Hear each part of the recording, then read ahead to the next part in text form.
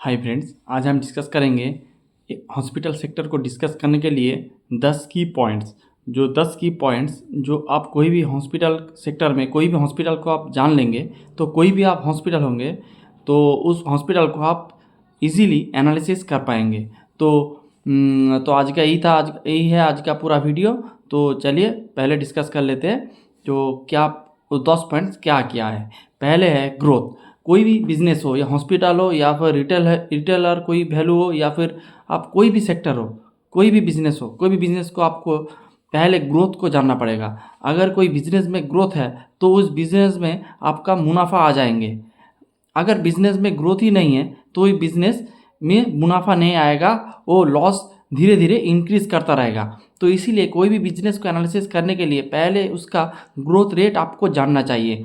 Hospital के बारे में भी यही आपको जानना चाहिए, ग्रोथ। तो कोई भी बिजनेस हो उसका ग्रोथ आपको जानना चाहिए कि उस ग्रोथ कैसे चल रहा है। इंडस्ट्री लेवल का जो ग्रोथ है उससे आपका जो कंपनी है, आप जिस कंपनी को एनालिसिस कर रही है या फिर आप जो इन्वेस्ट कर रहे हो उस इन्वेस्टेड जो कंपनी है इसका ग्रोथ जो आपका इंडस्ट्रियल ग्रोथ है उससे ज़्यादा है या फिर कम है। अगर कम है तो ये वो बिजनेस वो मार्केट शेयर लूज़ कर रहा है। अगर इंडस्ट्रियल ग्रोथ से ज़्यादा है, इंडस्ट्री ग्रोथ से ज़्यादा है तो फिर ये मार्केट शेयर कैप्चर कर रहा है। तो आप अगर देखेंगे Q2 FY26 के जो 5-7 जो हॉस्पिटल का नाम है उसका ग्रोथ अगर आप देखेंगे, यथार्थ का जो ग्रोथ है वो है आपका 28% ईयर ऑन ईयर बेसिस में। जो मैक्स का ग्रोथ है 21%, जीनासिको का ग्रोथ है 77%। अब जीनासिको एक आयुर्वेदिक एक हॉस्पिटल है और बाकी सब एलोपैथी बेसिस जो हॉस्पिटल सेक्टर है। इसके साथ किम्स का जो ग्रोथ है वो है 23% year on year basis. Medanta का है 15% ये ग्रोथ है। और इसके साथ नारायणा हृदयालय का ग्रोथ भी है ऑलमोस्ट 10% के लगभग। तो यही है इसका ग्रोथ। कोई भी बिजनेस को डिस्कस करने के लिए पहले ग्रोथ को जानना चाहिए। फिर आते हैं आपका हॉस्पिटल सेक्टर में जो दूसरा जो की पॉइंट्स है वो है आपका बेड कैपेसिटी। जो बिजनेस का जो रेवेन्यू आता है, जो हॉस्पिटल बिजनेस में जो रेवेन्यू आता है वो बेड से ही आते हैं। जो बेड जैसे इंक्रीज होंगे ऐसे ही आपको तो बेड से आपको जो मुनाफा आ जाएंगे, फिर आपका वो कैश फ्लो में कन्वर्ट हो जाएंगे। तो यही तो बेड कैपेसिटी के पहले जानना चाहिए। तो आप देखेंगे कोई भी हॉस्पिटल सेक्टर हो, अगर उस हॉस्पिटल में आपको बेड कैपेसिटी में इंक्रीज़ हो रहा है तो आप देखेंगे उस हॉस्पिटल का ग्रोथ जारी है। अगर आपको जो बेड कैपेसिटी अगर जो स्टैटिक हो गए, जो बेड कैपेसिटी अगर वो नहीं बढ़ रहा है तो फिर वो लोग 1-2 क्वार्टर में आप ग्रोथ कर सकते हैं, लेकिन उसके बाद इस हॉस्पिटल में ग्रोथ नहीं आएगा। तो आप कैसे कितना आरपो आप बढ़ा लेंगे, एक समय आपको जो स्टैटिक हो जाएगा। तो आपको बेड कैपेसिटी आपको बढ़ाना चाहिए to grow a hospital business. आप अगर देखेंगे Q2 में बेड कैपेसिटी और हॉस्पिटल वाइज तो यथार्थ का जो अभी जो बेड है वो है आपका 2500 के लगभग इसका बेड कैपेसिटी है। और ये लोग जो टारगेट जो गाइडेंस दिया है जो FY28 में ये लोग ये 2500 बेड को 3000 में जो 3000 में कन्वर्ट कर देंगे। तो यही है इसका गाइडेंस और मैनेजमेंट का। और आप देखेंगे जी लास्ट 1 ईयर में ये लोग ऑलमोस्ट 1000 बेड ऐड किया है और लास्ट क्वार्टर में ऑलमोस्ट 700 बेड्स ये लोग ऐड किया है। तो आप देखेंगे बेड एडिशन का रेट भी बहुत ज़्यादा से चल रहा है। अगर और मैनेजमेंट ये भी कहा है कि ये लोग अगले 3 से 4 साल के अंदर ये लोग अपने जो पूरा जो बेड है इसको ये लोग डबल कर देंगे। अगर आप इसको CAGR कैलकुलेशन में आए तो ये ऑलमोस्ट 22 से 25%, 22 से 25% CAGR में ये लोग बेड कैपेसिटी एडिशन कर रहा है। तो ये एक बहुत ही बढ़िया। अगर आप मैक्स को भी देखेंगे, सबसे बड़ा वाला जो बड़ा मार्केट कैपिटल वाला जो हॉस्पिटल चेन है उसका नाम है मैक्स। तो मैक्स के बारे में डिटेल वीडियो मैंने अगले जो वीडियो है उसमें मैंने पोस्ट किया दिया है। तो मैक्स का आप देखेंगे अभी जो करंट बेड कैपेसिटी है वो है ऑलमोस्ट 5000 के लगभग। और ये कह रहा है अगले FY29 में ये लोग ऑलमोस्ट आपका 10,000 बेड को ये लोग कवर कर देंगे और FY30 में ये लोग 13,000 बेड ये लोग पहुंच जाएंगे। अगर आप इसको CAGR वैल्यू में कैलकुलेट करेंगे तो आप देखेंगे 15 से 80% CAGR रेट में ये लोग मैक्स वाले भी वो बेड को एडिशन कर रहा है। और इसके साथ आप जीनासिको का भी देखेंगे, उसका बेड एडिशन का रेट है ऑलमोस्ट 30 से 35% कि रेट में ये लोग बेड को कैपेसिटी ऐड कर रहा है। और इसका भी एक टारगेट है, ये लोग 3 से 4 साल के अंदर ये लोग 7 से 10,000 बेड को ये लोग लेके जाएंगे। तो आप देखेंगे कोई भी हॉस्पिटल हो, मैक्स हो, नारायण हृदयालय हो, किम्स हो, या फिर आपका मेदांता हो, सभी अपोलो हो, सभी जो हॉस्पिटल है सभी बेड एडिशन के ऊपर बहुत जोर दे रहा है। और ये मैक्सिमम आप एवरेज करेंगे तो 15% के एवरेज से सभी जो हॉस्पिटल है सभी बेड एडिशन कर रहा है। तो ये एक आपको देखना चाहिए। और इस बेड एडिशन के साथ आपको पता चलेगा कि इस सेक्टर में टेलविंड है कि नहीं है। अगर कोई भी जैसे आप कोई रिटेल वैल्यू या फिर स्टोर के लेंगे, तो अगर वो जो आपका जो स्टोर एडिशन बंद कर देंगे तो आप देखेंगे उसका ग्रोथ भी आस्ते से गायब हो जाएगा। और कुछ कंपनी स्टोर एडिशन भी करते हैं लेकिन उसका ग्रोथ नहीं आता है क्योंकि उसमें फुटफॉल नहीं आते। तो आप उस कंपनी को देखेंगे अगले 1-2 क्वार्टर के बाद वो स्टोर एडिशन आपको घटा देंगे।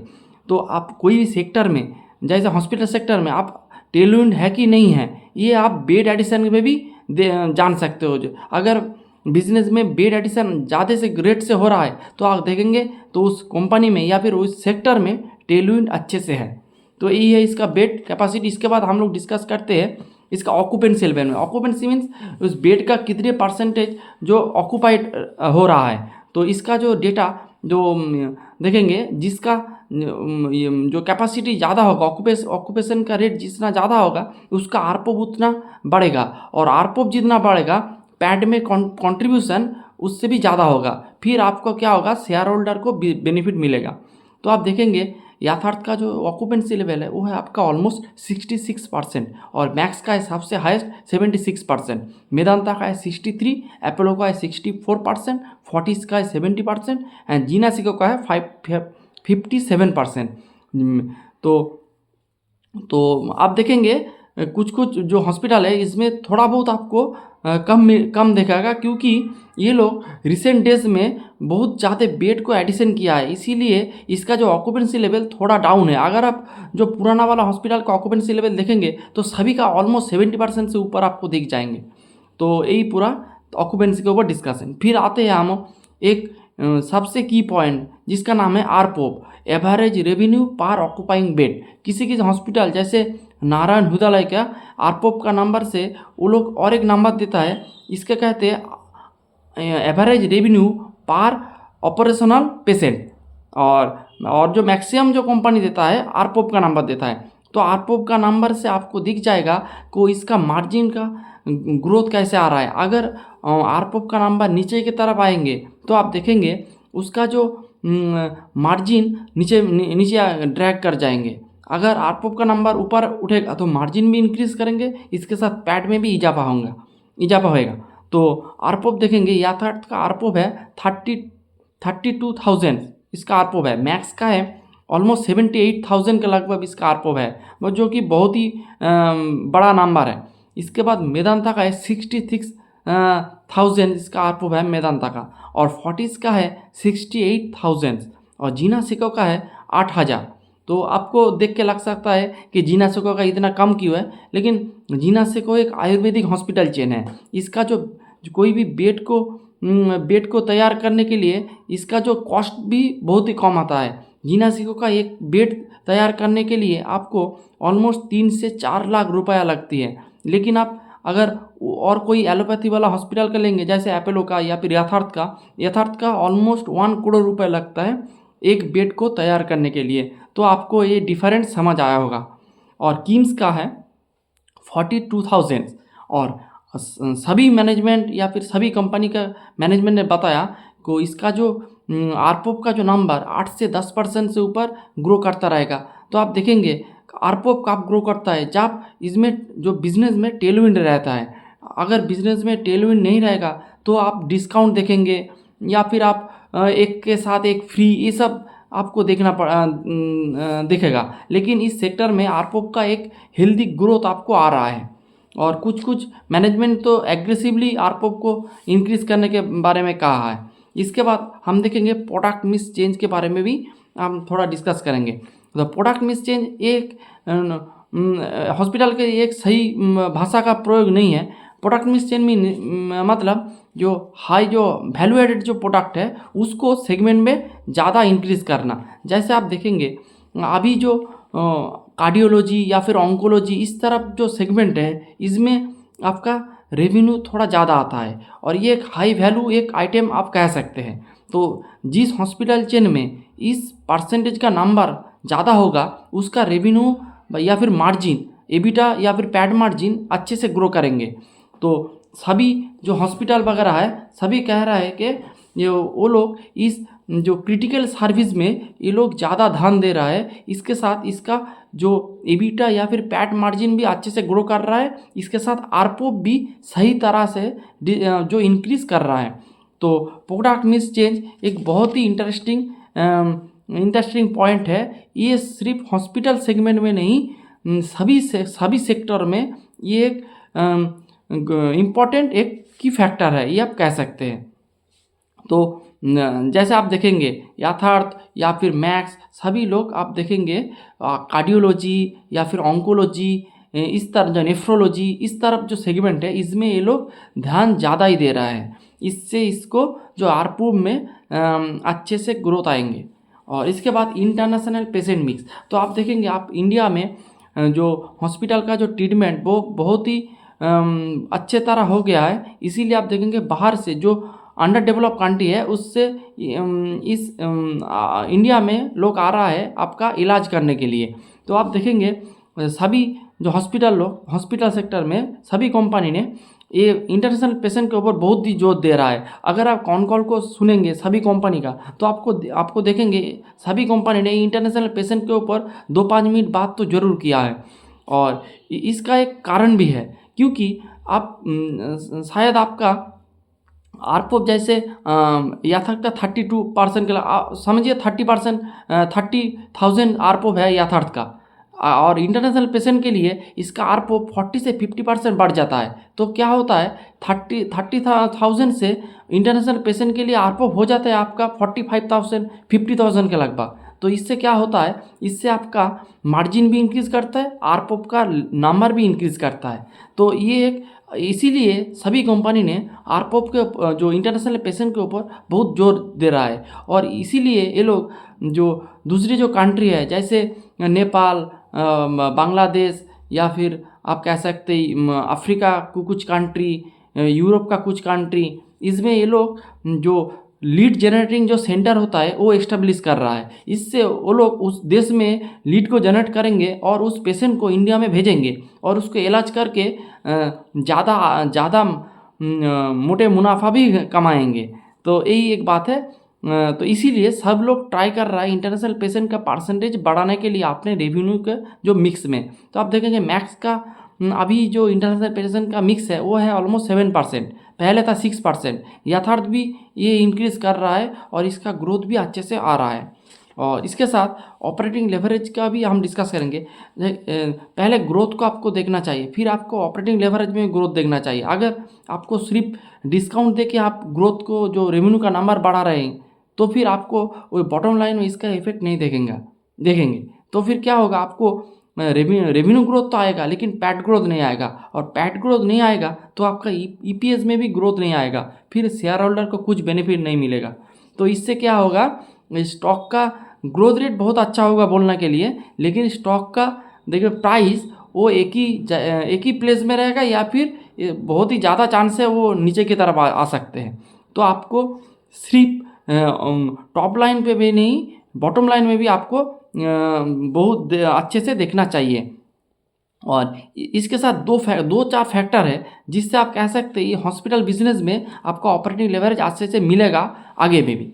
कैसे, जैसे सेंट्रल गवर्नमेंट हेल्थ स्कीम का जो आपका जो अमाउंट था वो इंक्रीज़ कर दिया है। अगले आपका अक्टूबर 13 से इस रेट को इंक्रीज़ कर दिया है। इससे इन लोगों का रेवेन्यू में भी ग्रोथ आएगा और ऑपरेटिंग लेवरेज भी बढ़ेगा। इसके साथ आपका जो हाई आरपोप होता है, जैसे आपका प्रोडक्ट मिक्स चेंज होता है उससे हाई आरपोप मिलता है, इंटरनेशनल पेशेंट मिक्स से हाई आरपोप मिलता है, जो क्रिटिकल जो सर्विस दे रहा है जिस हॉस्पिटल, इससे भी आपको आरपोप में इजाफा मिलता है। इस सब फैक्टर से आपको ऑपरेटिंग लेवरेज अच्छे से मिल जाते हैं। तो आपको ऑपरेटिंग लेवरेज वाला पोर्शन भी अच्छे से देखना चाहिए।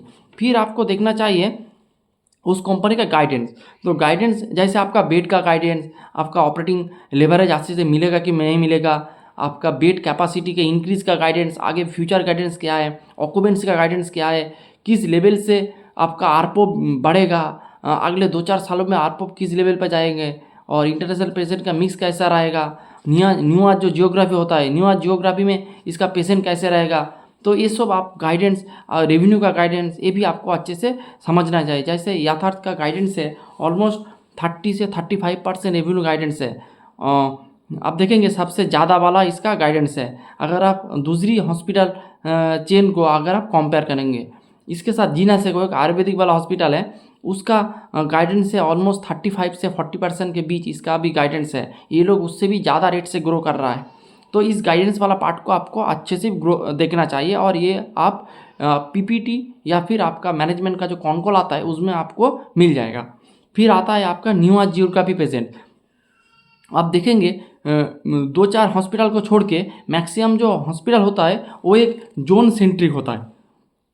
जैसे आपका यथार्थ ये एक नॉर्थ इंडिया बेस्ड कंपनी है, या फिर आप देखेंगे किम्स को, ये एक साउथ इंडिया बेस्ड कंपनी है। अगर आप देखेंगे मेदांता, ये एक नॉर्थ इंडिया और ईस्ट इंडिया बेस्ड कंपनी है। लेकिन आप एपोलो या फिर आपको मिलेगा मैक्स या फिर फोर्टिस, ये सब जो हॉस्पिटल है ये एक पैन इंडिया बेस्ड कंपनी है। अगर आपको तभी अच्छे रेवेन्यू मिलेगा जब आपका पेशेंट्स पैन इंडिया बेस्ड होगा। तो या फिर इसके साथ जो जिस कुछ कुछ सिटी होता है जिसमें आपको आरपो ज़्यादा मिलता है, जैसे मुंबई मिलेगा आपको, या फिर बेंगालोर, इस तरफ जो बड़ा वाला सिटी है इसमें आपको आरपो अच्छे मिलेगा। अगर आपका हॉस्पिटल चेन का कुछ हॉस्पिटल उस हाई आरपो वाले एरिया में भी रहेंगे तो आपको आरपो में इजाफा मिलेगा। अगर कुछ लो अर्निंग सिटीज़ में रह गए तो आपका आरपो डिक्रीज भी कर सकता है। जैसे आप कह सकते हैं, इसमें एक आपको एग्जाम्पल लेंगे यथार्थ का देखेंगे आप, मैक्सिमम जो हॉस्पिटल है वो आपका नोएडा, एनसीआर, ये सब रीजन में है, यूपी वगैरह ये सब रीजन में है। और उसका एक हॉस्पिटल है जो झांसी ओरछा करके, उसका देखेंगे उसका आरपो है आपका 17 से 20 के बीच इसका आरपो है। और अगर आप दिल्ली, एनसीआर या फिर फरीदाबाद, ये सब वाला जो हॉस्पिटल है उसका आप आरपो देखेंगे 38 से 40,000 के लगभग। तो आप देखेंगे वो एक लो आरपो वाला एक जो हॉस्पिटल है उसके लिए जो पूरा जो उसका एवरेज जो आरपो होता है वो गिर के आ रहा है 32 के।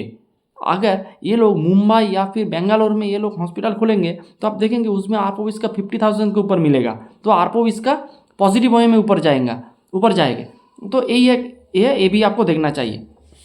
फिर आता है आपका वैल्यूएशन। कोई भी बिजनेस हो उसका वैल्यूएशन आपको देखना चाहिए, और वैल्यूएशन जो स्किनर या मनी कंट्रोल पे आपको दिख रहा है वो सटीक आपका वैल्यूएशन नहीं है। इसीलिए आपको वैल्यूएशन जो FY26 के जो वैल्यूएशन है वो आपको देखना पड़ेगा।